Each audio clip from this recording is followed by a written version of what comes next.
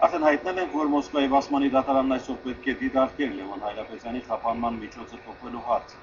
Պետականությունը միջնորդություն էր ներկայացրել Հայրապետյանի խափանման միջոցը կալանքից տնային կալանքի փոխելու վերաբերյալ։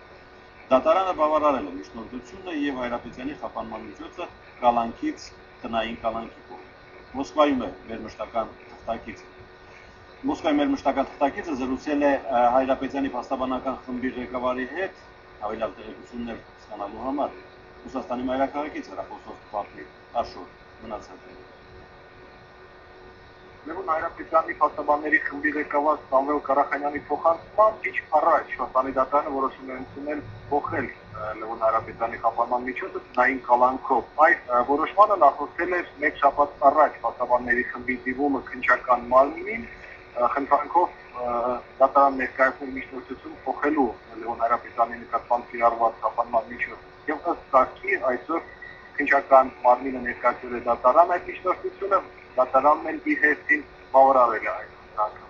Սամվել Ղարախանյանի փոխանցմամբ Լևոն Հայրապետյանը այս պահին գտնվում է Մոսկվայյան բնակարանում եւ բավականին վաստ տրամադրություն ունի։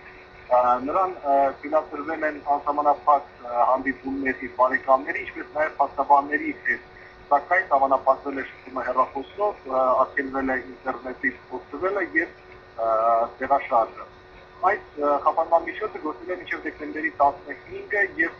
կայանալու է հաջորդ նիստը Լևոն Հայրապետյանի գործով, որի ընթացքում փաստաբանները հույս ունեն, որ